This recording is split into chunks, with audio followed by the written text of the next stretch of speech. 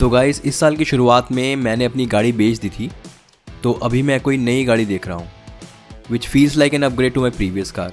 और मेरी previous car थी Duster RXL 110 bhp diesel model. तो जैसे कि आपको पता है, दिल्ली NCR में 10 ईयर वैलिडिटी है डीजल कार की। तो currently I am looking for a petrol based SUV। तो आज हमने 3 गाड़ियों के टेस्ट ड्राइव लिए। Number 1 is of course Scorpio N ZL8 2 litre turbo engine.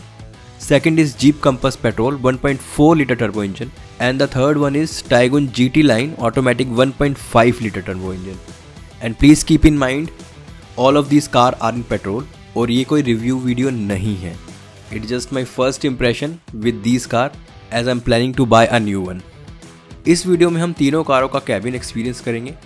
पहली कार जो हमने टेस्ट ड्राइव की थी वो थी Scorpio N. Please watch the video. Mostly trip पे ही निकलती है गाड़ी, डेली का है ही नहीं क्योंकि ऑफिस वगैरह का है नहीं, सारा घर से ही काम चलता है।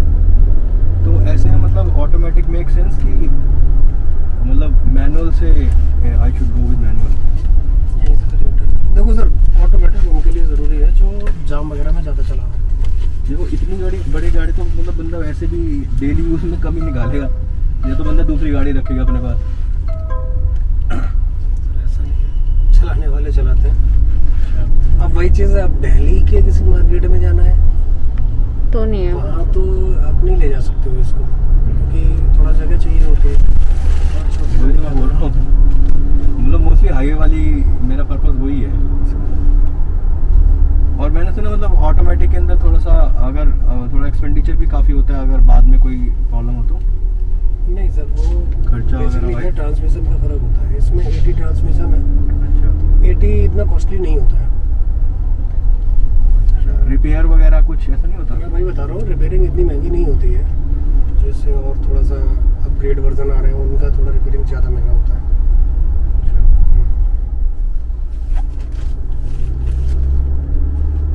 थोड़ी खाली नहीं मिली यार रोड में। इतनी मिलेगी सर, अभी रजिस्टर्ड नहीं है गाड़ी, तो हम इससे यहाँ चलवा भी नहीं सकते हैं। यहीं से राइट है। ये पहली 25,000 लॉट निकलेगा पहली गाड़ी का इसका।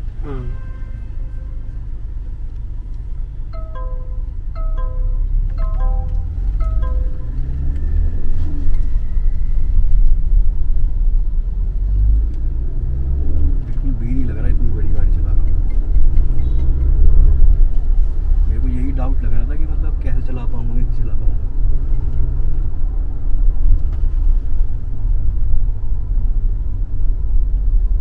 जैसे बॉडी रोल था इसका पुरानी वाली स्कॉर्पियो में, बिल्कुल ना के बराबर कर दिया। तब तो इसमें रहा ही नहीं है सर।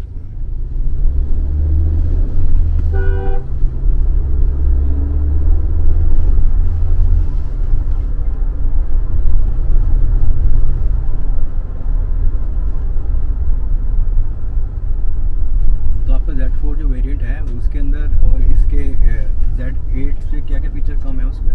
Z4 में सनरूफ नहीं आएगा। अच्छा, और ये लेदर फिर जो है वो नहीं आएगी। ये खोलना सनरूफ एक बार।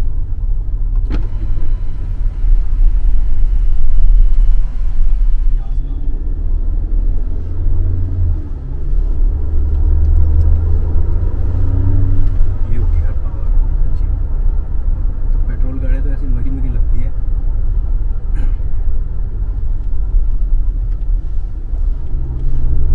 डस्टर से बेटर लग रही है ड्राइविंग में तुम्हें।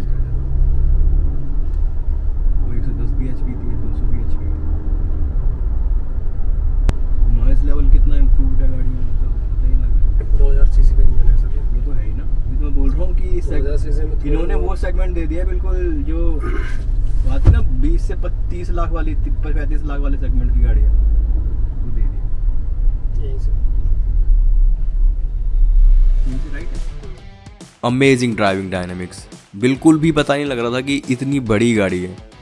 और अगर आप कैबिन नॉइज़ की भी बात करो तो बहुत ही रिफाइंड इंजन है। Cabin noise was like really low. और SUV वाली फीलिंग तो फुल है ही, क्योंकि आपको पूरा बोनेट दिखाई देता है गाड़ी से। एंड यू कुड एक्चुअली जज कि लेफ़्ट साइड से आपकी गाड़ी निकल पाएगी कि निकल पाएगी। अगर आपके दिमाग में ये डाउट है कि बहुत बड़ी गाड़ी है, आप जज नहीं कर पाओगे, जैसे कि मेरे दिमाग में था, तो मेरे को थोड़ा सा I felt better driving the car. And the price range it comes in, I would say amazing. But I really wish कि टेस्ट ड्राइव थोड़ी लंबी हो पाती, क्योंकि व्हीकल नया था और नंबर प्लेट नहीं थी उस पर, तो हमें गाड़ी नोएडा के इंटरनल रोड्स पे ही चलाने को मिली थी। But I really wish I could take it on highways. But जितना भी थोड़ा ड्राइविंग एक्सपीरियंस था काफ़ी अच्छा था। और पर्सनली जितना मैंने सुना था स्पीकर्स के बारे में कि बहुत अच्छे हैं, मुझे पर्सनली इतनी इम्प्रेसिव नहीं लगी साउंड क्वालिटी। और टेस्ट ड्राइव व्हीकल पे जो एवरेज दिखा रहा था गाड़ी की, that was 4.5। Now let's come to Jeep Compass. Yeah, as soon as you put it in drive mode, the automatically appraise your braking. इसमें आपका टायर प्रेशर मॉडल सिस्टम भी ऐड हो गया है। इसमें जो ये मिले थे ये सर ऑटो डिमिंग है। नॉर्मल जो हमारे उसमें ऑटो डिमिंग नहीं है। कहाँ पे लेके जाऊँ थोड़ा यहाँ से इधर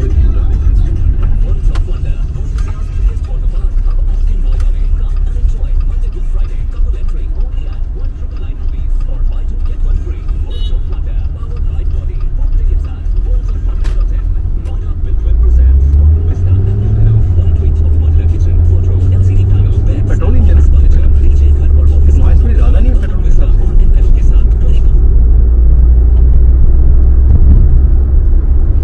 1.4 ही है टर्बो।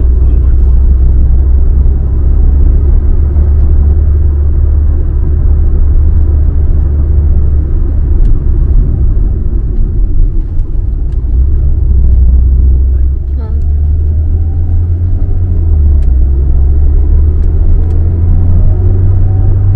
आगे से यूटर्न यहाँ से राइट। इस वाले पे से आपको सस्पेंशन चेक करा देते हैं। सस्पेंशन में 4 इंडिपेंडेंट ये गाड़ी निकलनी चाहिए। नॉर्मल आउटलेट पे तो हमारे पास ट्रैक है।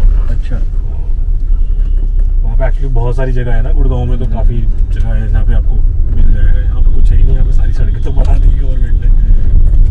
तो ऑफरोडिंग ये हल्का सा पैच है हमारे पास, ये बन जाएगा जिस दिन उस दिन। ये भी यहाँ पे कुछ सस्पेंशन में बदल जाएगी क्वालिटी है। तो FSD सस्पेंशन हमारे अलावा सर जो है सारे के सारे अपने ब्रांड से यूज़ करते हैं। luxury section। हाँ, लग्जरी सेक्शन में। उसके अलावा भी अगर मैं बात करूँ तो महिंद्रा ने भी लेटेस्ट में XUV700 को यूज किया है FSD suspensions का। इधर सकते हैं सर, हाईवे पे चलेंगे। महिंद्रा वालों ने ज़्यादा चलाने नहीं दी गाड़ी। अच्छा। ये तो नई गाड़ी है। और नहीं सर देखो, मैं आपको बताता हूँ, गाड़ी जब तक आप चलाएंगे नहीं ना तो you can't buy a vehicle. जब तक आप उसे एक्सपीरियंस नहीं हाईवे करेंगे, वगैरह पे एक्सपीरियंस नहीं करोगे नहीं ना, करेंगे तो मतलब obvious किस है। स्पीड पे क्या वो कर रही है। और जैसे आपने सस्पेंशन टेस्ट मुझे भी काफी टाइम हो गया ऑटो सेक्टर में। जीप इज अ ब्रांड, मतलब इसकी गाड़ी ना आप बिना चलाए कभी नहीं ले पाएंगे। First of all Jeep Compass की customer service was really good. Mister Gaurav जो सेल्स रिप्रेजेंटेटिव थे, he explained about the vehicle really well. मतलब उनको डीप नॉलेज थी व्हीकल के बारे में, he knew what he was selling. और सबसे बढ़िया बात ये थी कि they let me drive the car on highway, और वो भी कुछ 10 से 15 किलोमीटर्स। कार अनडाउटली बहुत बढ़िया थी।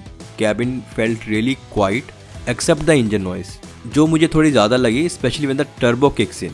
बट ओवरऑल जो कार थी it felt really premium compare to Taigun and Scorpio. और एक इंटरेस्टिंग बात मुझे जो पता लगी आज कि जीप कंपास का जो स्पोर्ट्स बेस मॉडल आता है मैनुअल, वो अब डिसकंटिन्यू हो चुका है। तो इसका जो अब बेस मॉडल है उसमें ऑटोमेटिक पेट्रोल आता है, and that will cost you around 24.5 lakhs to this date. And now let's come to the Taigun 1.5।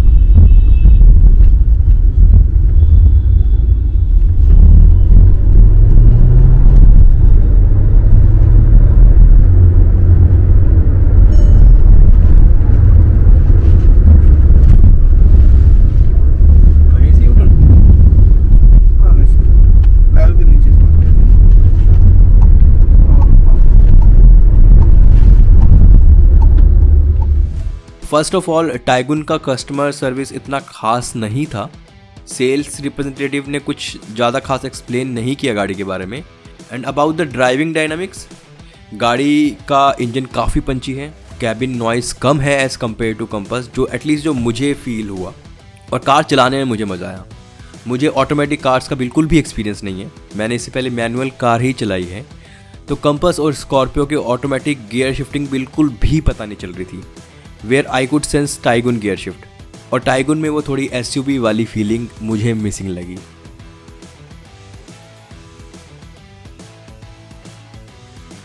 Final verdict, customer service के मामले में jeep was the best. Engine performance के मामले में undoubtedly Scorpio is the best. Cabin noise, Scorpio और Tiguan दोनों में ही cabin noise कम थी, जीप का भी कैबिन नॉइस कम था। It's just the loud engine noise that I noticed in petrol turbo. Price wise Scorpio is unbeatable. Overall मुझे Scorpio best लगी, specially with in the price range it comes in. Thank you so much for watching the video. अगर आपको ये video अच्छी लगी है तो please like the video and do share your feedback in the comment section below. Thank you.